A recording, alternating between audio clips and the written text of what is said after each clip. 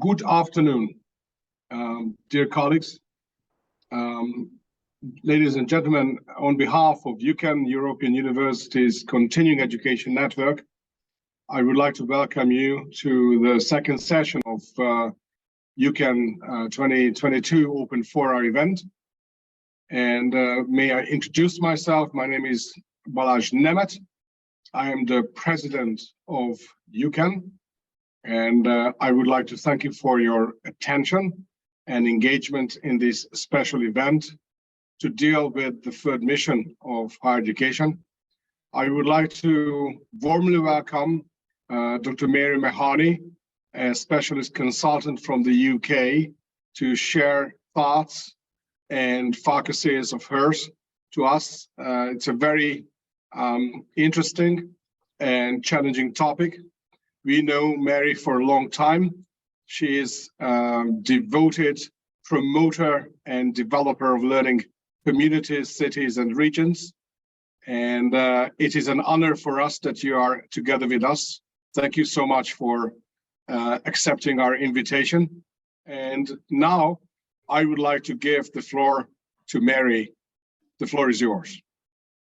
Thank you very much, Balázs. Hi everyone, I'm Mary and I'm originally from Australia, and I have a very long history of working in what is currently called the third mission of higher education.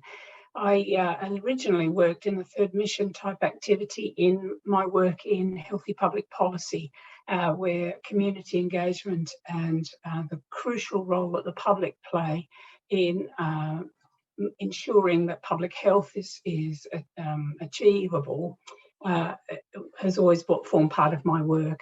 Before I start, could I just say I have a pinched nerve in my neck, and I don't think I've ever been in such excruciating pain. So if I'm really jerky and not very coherent, I also don't think I've ever presented such a boring set of slides. But anyway, I will try to bring it alive. I have, as I said, a really extensive background in this, and I want to use case studies from the UK.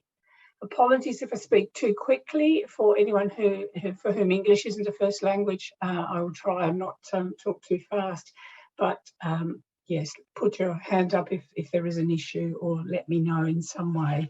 So today we're looking at the third mission of higher education, and the core elements I want to cover are what the imperatives are for it, the issue of mutuality, and how we deliver specifically around public and community engagement, because that is the core area where lifelong learning, continuing education, etc. nicely fits across all elements, but specifically in this one. So the structure of this session I've divided into 5 core elements. Introduction about what we're talking about, because I think it's really important to understand the language, because this isn't necessarily understood in the nuanced sense universally around the world. So I will be speaking from my own perspective and my understanding of it. Imperatives about why third mission work is important. What are the core concepts and principles that underpin it wherever we go? And just moving your photos out of the screen. Using a very practical example of what the drivers have been in the United Kingdom for third mission work, what public and community engagement means, and how we built the narrative, and then the links to adult and community learning and lifelong learning. So I hope this is roughly what you expected, and I'll just keep going and hope it is, and you can ask lots of questions at the end. So the third mission for higher education defined, each century really we start to be clearer about what universities, and I'm differentiating between higher education and universities, because higher education in my experience can be offered by further education institutions and by private institutions, and they aren't all universities. But largely the university mission, understood globally, is that we provide liberal education for our students, we conduct research, and we contribute to society, including the economy and culture. And in this quote I've taken off the internet, it says it's the responsibility of all professors to teach, to conduct research, and to provide service to their university and to society. So in other words, the third mission is around this targeted use and transfer of all of the academic knowledge that we have to help resolve diverse social and societal challenges, and that transfer of that knowledge and the technologies and innovations we produce in higher education into some form of cooperation with public and private enterprises, usually the public and with businesses, but also with governments as well. I think it's really important also when we're defining things here is to be clear whether we're talking about a formal process or just informal best practice activity. So I think it's vital to consider whether there's a central commitment to doing this or whether it's a nice to do or something that we as professionals in lifelong learning and adult education believe is crucial to our mission. So in just the same way that there are clear protocols for learning and teaching, so thinking about the levels that our students are working at and the way knowledge is transmitted, how they progress through their learning journey, pedagogy and andragogy and the principles associated with it, quality and the specific needs of different types of learners, and the same protocols exist in research activity. There are elements, principles and expectations as well in our third mission work. But unfortunately, in my experience, the territory is really poorly defined with respect to third mission work, and institutions have very inconsistent practices both across the institution and within it and between institutions. There is poor or varied understanding of the reasons or the rationale for third mission work. There's a stop-start mentality, as if that's ethical, that we do some work and then we stop because the resources run out or we don't understand why we're doing it. And often institutions, universities, particularly the more traditional universities, those which haven't had a strong sense of their place and could be operating anywhere in the world, do it because they want to do good or they want to do unto others because they're the clever people and they want to share their cleverness with everybody else. So you can see I'm a little bit cynical about this, but this is borne out from working across a range of different types of universities across my career. And if you have this last approach, the results result in reputational damage and a lack of trust of the higher education institution by businesses, governments and the public alike. So it is really important to understand that you need a set of principles and protocols for doing this work and doing it well. So what have been the imperatives for third mission activity? These are my ideas. I've been working, as Balash said, in this area of public community for decades. And so these are the main drivers I've seen across my career and across Australia, UK institutions.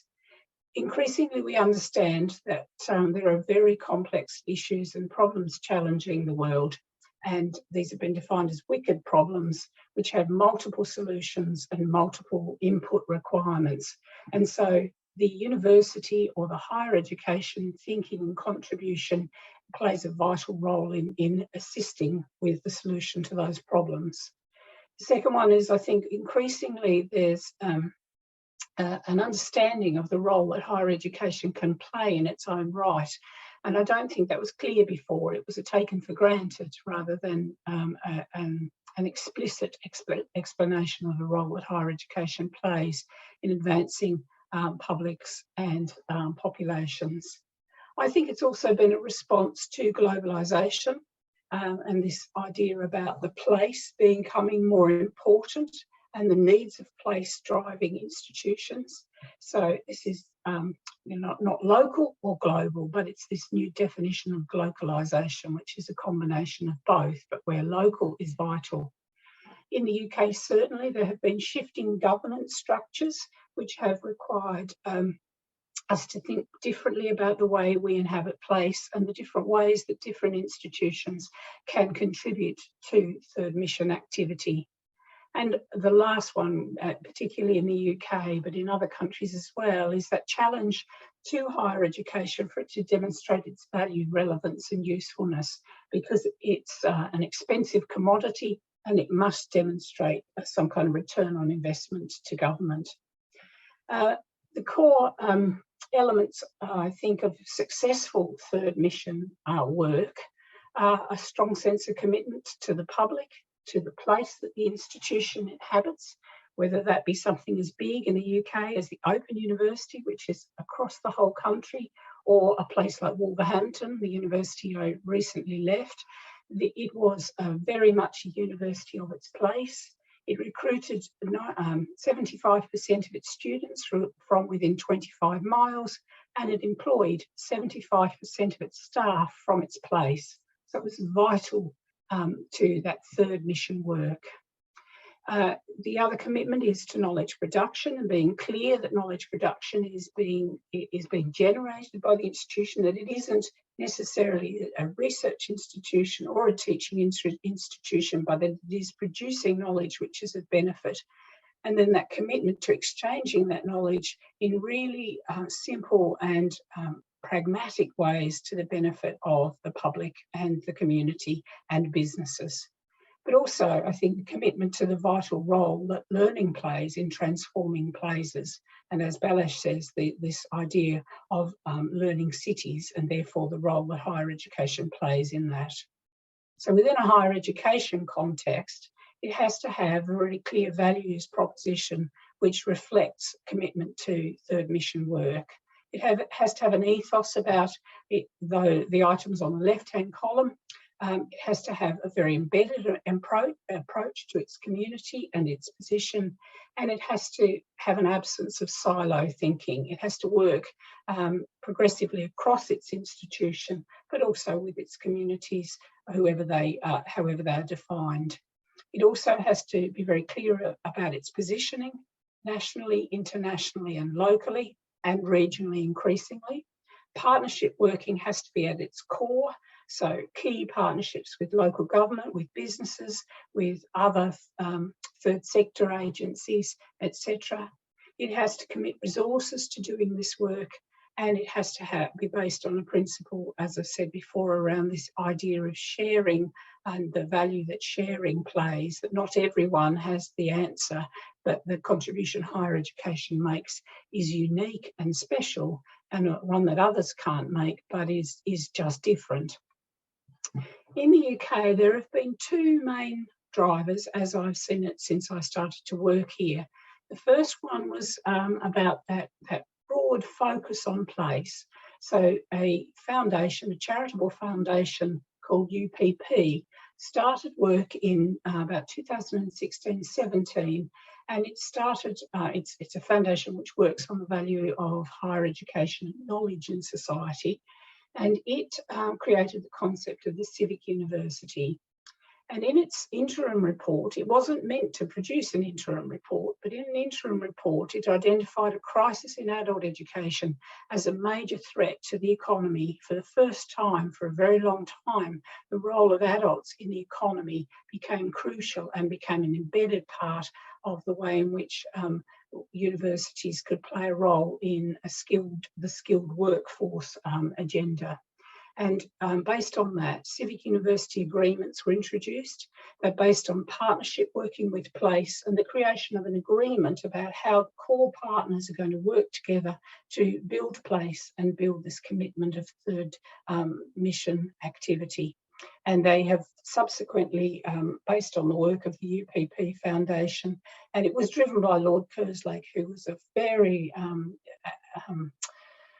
sort of social missionary type academic before he went into government, and he absolutely got it, and he couldn't have headed up the UPP Foundation any better.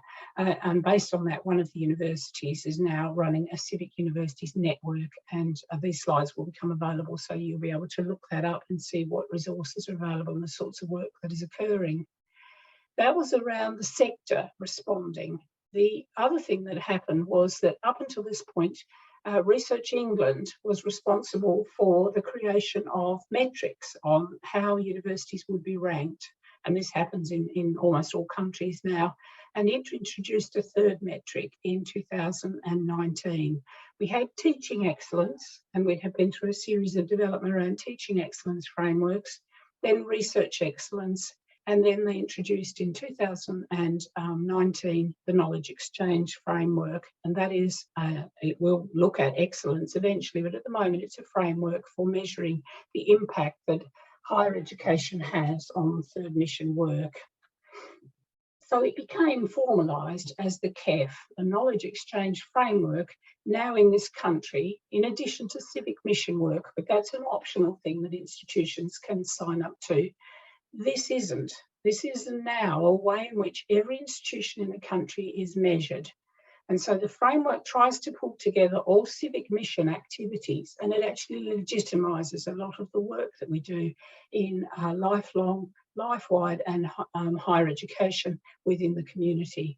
So this provides higher education institutions with a source of information and data on what they're doing as knowledge exchange practitioners or third mission practitioners for the purposes of understanding, benchmarking and improving their performance. And it provides businesses and other users and potential users with an understanding of the different ways in which university partners operate, how they do third mission work, the strengths that they have, and how they can then make decisions about who they wish to work with. So in some areas, like the area I was working in, there are 7 institutions. So a business doesn't have to choose your local university. It can choose the one it wants. And the KEF certainly attempted to do this. And underpinning both of these purposes is the objective of providing more accessible and comparable information on the performance and the purposes that third sector work is occurring, and providing transparency and public accountability. So you can imagine now, third mission work is anything but optional, and people have become very, very keen on understanding how it is. And there's been an enormous portfolio of work, and I was privileged enough to be in that first tranche of work. So the UK assessment of third mission work is now the KEF. It's a new metric, and I've put links in here as well. So higher education institutions work with many different partners. So there's a really important understanding by Research England that not every institution is going to be the same, but that what they're trying to do is ensure that the knowledge exchange will benefit society and the economy. And so the third mission, I suppose, is essentially turned into knowledge exchange, and that's how it's being understood. And quite rightly so, it covers everything as I see it from my experience of it. So the institutions are clustered because knowledge exchange and third mission isn't the same everywhere. Neither are the institutions. So the first task was to cluster institutions into like-minded ones which had a similar teaching portfolio, research portfolio, or levels of deprivation of their communities, etc. So we were clustered together across the country into different types of clusters. So I was quite relieved to discover we weren't being classed against the 2 international universities, Cambridge and Oxford. So it would have been so unfair if that had happened. And then these are the areas that are included. And as you can see, working with public and third sector is there, but equally continuing professional development, the way in which our graduates start up businesses, the way in which we commercialise our knowledge, how we work in partnerships with different research or organisations, including third sector, how we work with businesses, and how we work with our public and community. Again, there was no clear agreement on how institutions would operate, and so we were required to do 2 things. We get funding in higher education in the UK for working with this interface with publics and communities, and so there were annual reports on our activity, and that was all activity based and income based, so numbers of businesses we engage with, etc. But in the KEF, which happens every 3 years, we had to write 3 narratives, and this reflected the institution. And the first was the institutional context. So in a place like Wolverhampton, we described the place, its deprivation, the challenges we met, the profile of employment and skills in the area, etc. So we set the scene, and then we talked about the way in which, as a higher education institution, we have supported local growth and regeneration, and how we have undertaken public and community engagement. And you can actually look at narrative statements and the results on the KEF dashboard. So every university in the country now appears on the KEF dashboard. You can type by university, and the universities were very, very keen to see how they performed against other universities in the same cluster, but also nationally. And I'm really proud to say that the public and community engagement for the University of Wolverhampton, we were rated the top 10 in the country.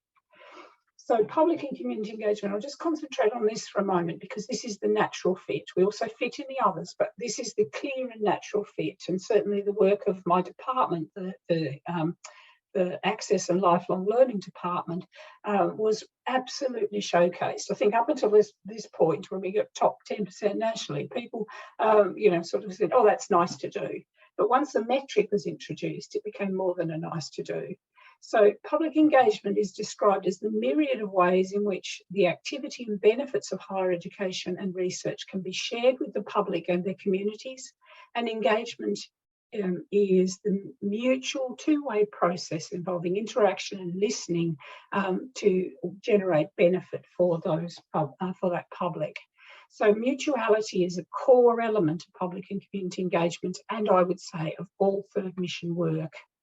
We were therefore required, I'm sorry to keep putting my hands on my head to ease the pain in my neck, we were required to do a self-assessment score, and we had to talk about our strategy for public and community engagement. And of course, we didn't have one. That was part of what I had to write, really, how we approached it, what internal support was present for it, how we undertook it, what our results were, and how institutions acted on their results and what lessons we learned and how we were growing. Of course, again, as I said, most institutions were caught completely unaware that they were going to be assessed for the quality and rigour and impact of their third mission work. And at Wolverhampton, just added a couple of slides, we are an anchor institution. We focused on the role of the lifelong learning team. We commented on our civic mission, that we were based in multiple locations and each one had different needs and we responded differently. We understood the vital role that education and learning plays in social and economic transformation of our localities. We're deeply involved in strategic partnerships, all trying to achieve common and mutual goals for the public, and we were deeply embedded in our understanding of the need to bring the public and community along with us. So there was a lot of work on economic development in the city, but unless the social benefits and the education inherent in that was brought along with it, then the local residents would not benefit from any kind of economic transformation that occurred. We would have to bring in skilled workforce and senior managers. The case we made in our narrative, and I'm so sorry, our actual submission was really colourful, and you will see it if you have a look on the KEF, whatever it's called, on the dashboard, you'll be able to read our submission. We laid out our stall for future submissions on how we defined our public and community. We were able to do that. We provided areas where we excel in. We had a complex model showing what we wanted to gain from it, but also the reciprocal nature of our approach and that our aim was transformational. And we had 4 strands of examples that we used that were multifaceted in nature and described our public and community engagement in different ways. And we used verifiable evidence to underpin all our claims, but we also used, as I said, lots of images as well, so that we could bring our story alive. And it really was a story. And we pulled data together in different kinds of ways. And here's one of the examples. This is our public and communities and how we define them. As I've said, you'll see those slides later, but the pink dots indicate the public and communities who are part of the university or the higher education institution, and then the blue around are all of the external agencies, and that includes the National Health Service, our local members of parliament. In our country we have local enterprise partnerships and West Midlands Combined Authority. They are now our regional government structure. We have businesses, but also we have arts and heritage organisations, professional bodies, communities of interest, voluntary and third sectors, etc. We also have our own alumni as a university.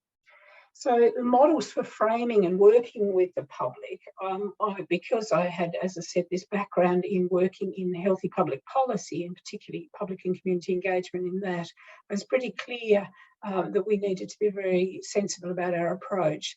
And so some of the models that you might use if you're working in this space is to think about whether you're using an issue or a problem-focused approach, whether you're looking at trying to support a community or do third mission work because there's a gap, there's a problem within a particular context. And this is often based on the model of academic research, where the community becomes the site of data gathering and so on. And many universities use this approach. Or whether you're looking at a participatory or participation-focused approach. And in my experience, I worked on IAP2 when I was working in healthy public policy, and I'll bring that up in a moment. But there were other models in our own country which were around the nature of working with a community and what we were trying to do, and the nature of the research that was that underpinned that work.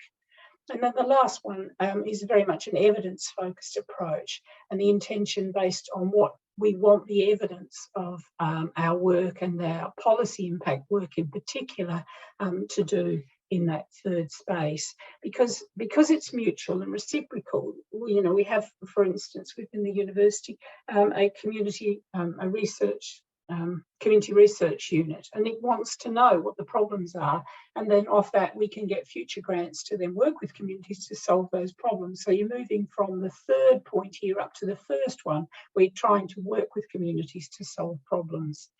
So here's just a couple of examples. So are you working in a community? Are you working with a community? Or are you working for a community? Are the questions you have to ask yourself around public and community engagement. And you might be doing all three. You might be stronger in one area than another. And then using the International Association for Public Participation model, you can start to see how the continuum works from low participation to high participation, starting with inform, where you're as a university telling them, the community kind of this is the information, versus collaborating with them or empowering them to work themselves. So that might not make a lot of sense till you see the model of public and community engagement we came up with. So we were seeking as a university to work with our community and we understood that we were moving from transactional relationships, so informing people and consulting with them, to trying to work to transformational change. If we wanted to work together with our public and with our businesses, etc., to achieve better and social economic effects, then we had to work in a transformational way.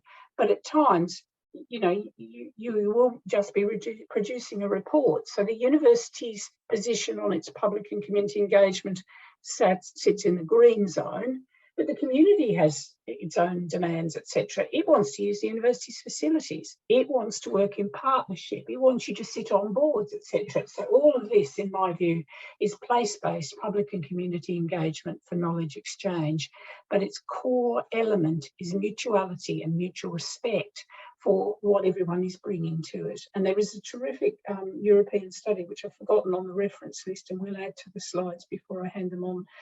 It is a piece of European work on public and community engagement and what it actually means. And in that, a lot of the ideas for my model here came from that. So ultimately, in a community like Wolverhampton, we would be able to do mutual sharing, co-production, empowering our people and working jointly, but not exclusively, because everybody doesn't want it. But if we're about transformational change as a community and the role of higher education, then this is the model we felt was important.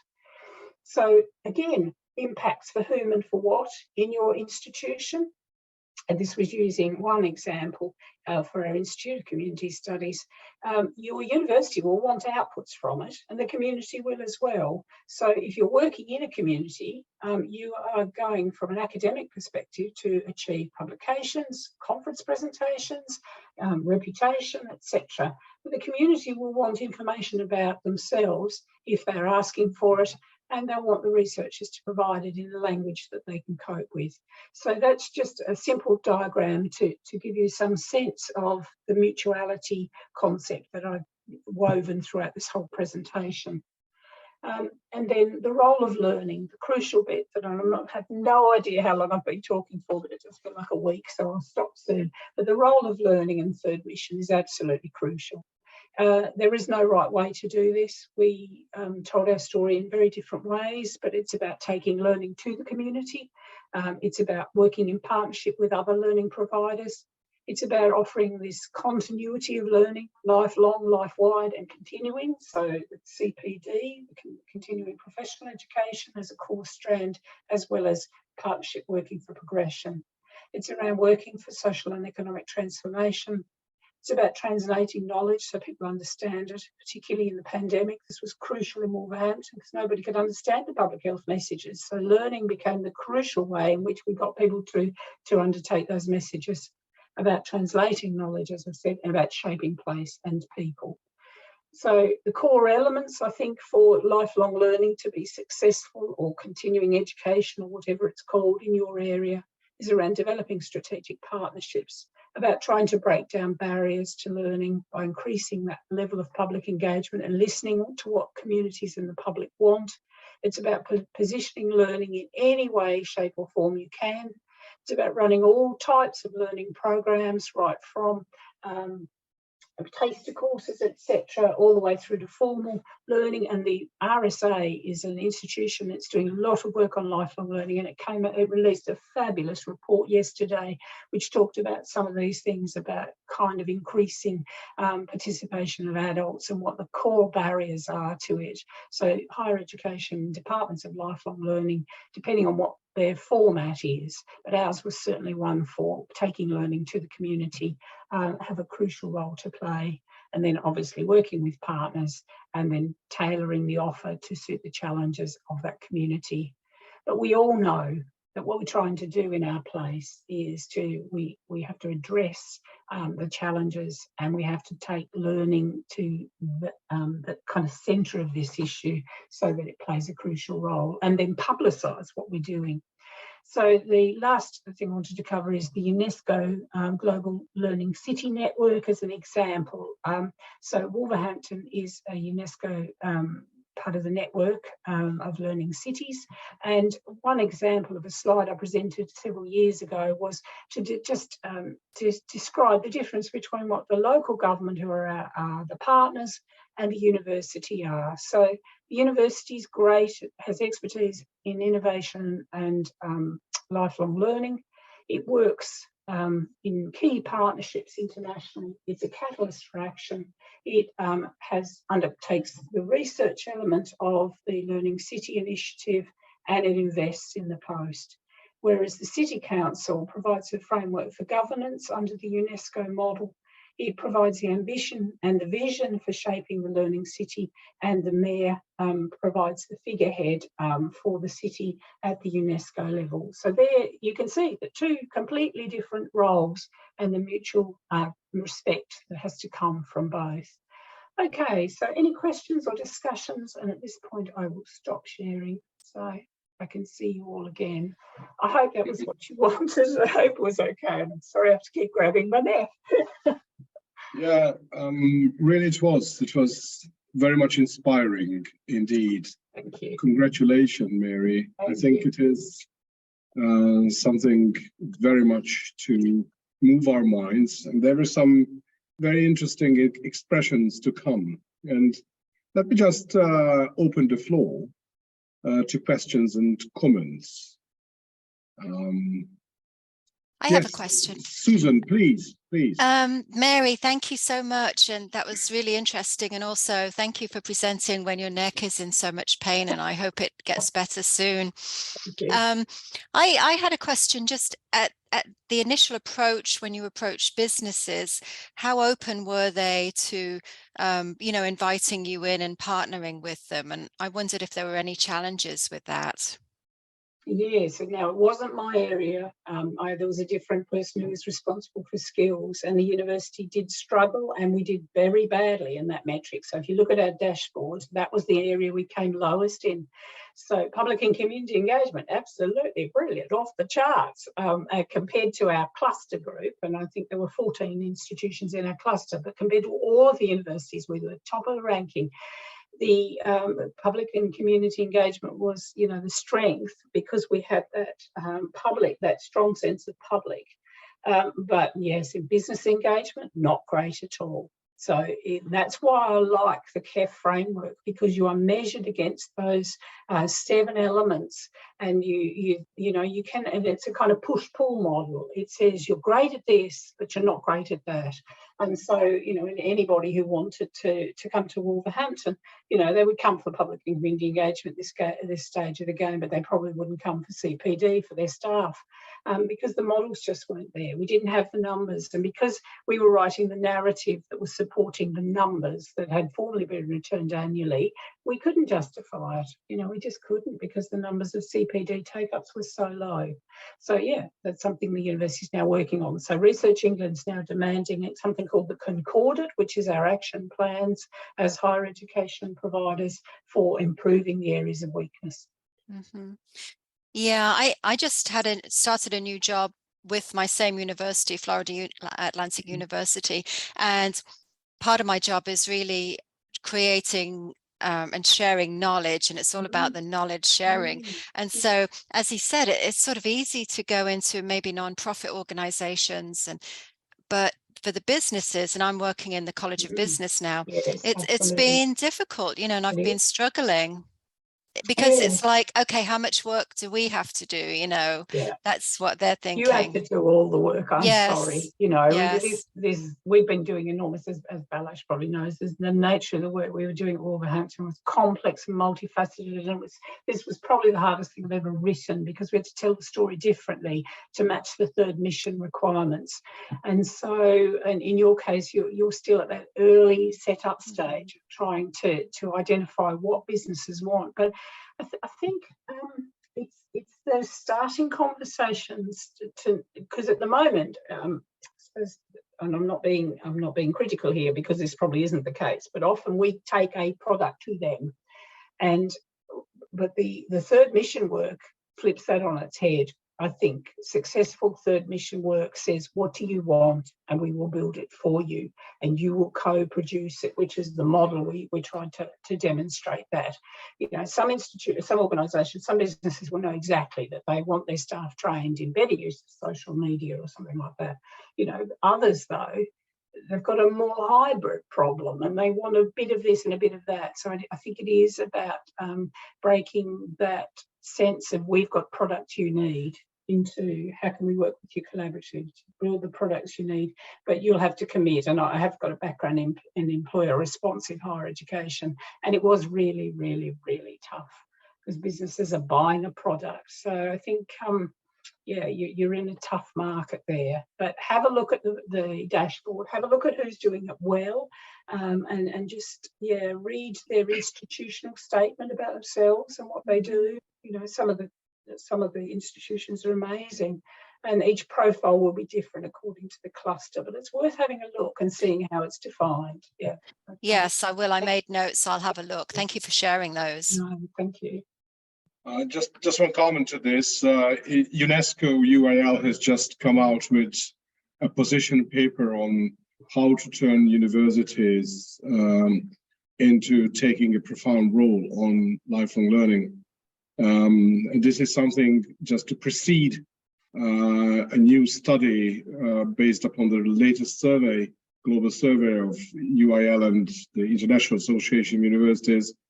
And there will be some case studies also to support the dialogue. But getting back to Mary's argument, I think this also, these different points, how to reach out for admission, position learning is very crucial.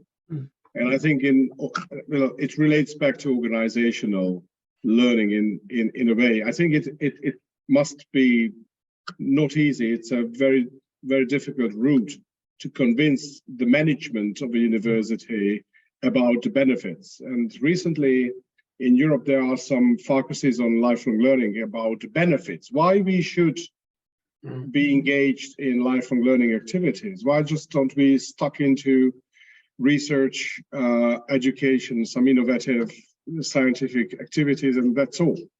Yeah. So it's up there. Again, thank you. Questions, comments? Kirsten, please. Yeah. Thank you, Mary, for that talk. It was really, really interesting, and you brought my attention to a lot of things that I wasn't aware of regarding universities' third missions. I think it's such an interesting concept in itself because it encompasses, or it can encompass, so many different activities, right? It can be very community focused, or it can be very business oriented. And from what I understand, this KEF procedure or measurement, it covers it all, and that's what's so good about it. It doesn't, and it doesn't assume each university is the same. It clustered them. It spent a couple of years just clustering. So I think that's absolutely vital too. But I think what it also sort of may be problematic in a way, no, as well, because I feel like in some cases those different activities may actually contradict each other in some sense, right? I mean, you talked a lot about economic development and social development and how universities are supposed to promote both, but what if they are actually, you know, like what if one doesn't support the other?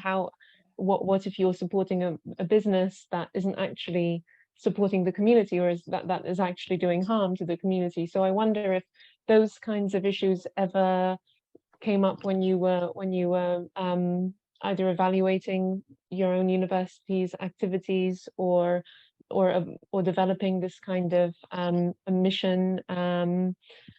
Yeah, I just find it really, really interesting. Yeah, no, I agree, and I think it's easier in the lifelong learning field, and certainly in a place like Wolverhampton, because we are all targeting the same problems. But I absolutely agree. I think the UK, given that we experienced Brexit and lost all our skilled workforce, and there's just so many challenges in the country. I think this was about laying down a foundation of ethics about what's acceptable as well for higher educations to be involved in.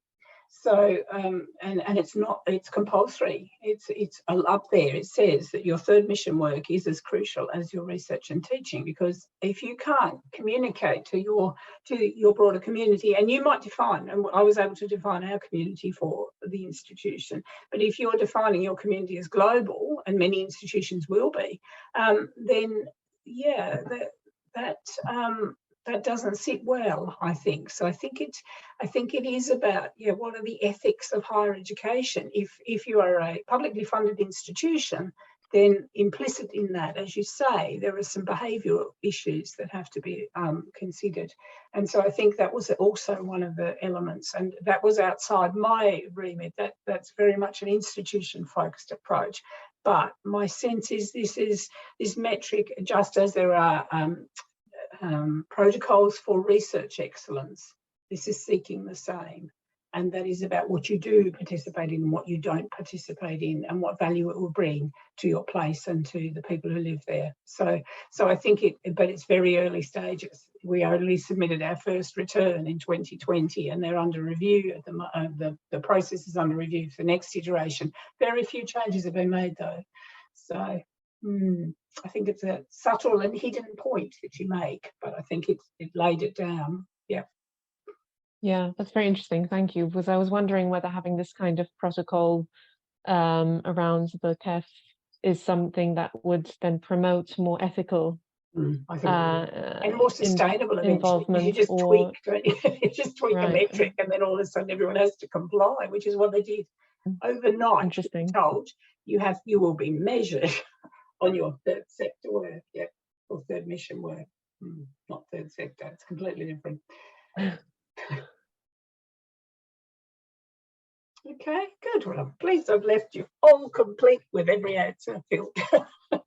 Thank you so much. Thank you. No, indeed. my pleasure. Thank you. And as a conclusion, let me just highlight here that the topic is something very much accurate. It's a very important issue that we have tried to point out today. I would like to thank Mary MAHONEY to have shared very important and relevant thoughts on this particular focus of university lifelong learning. And I would like to thank the office in Barcelona for having organized this particular event. Thank you very much for the participants to have come and participate in this special program of UCAN. Thank you so much indeed, and I wish you every good. Thank you.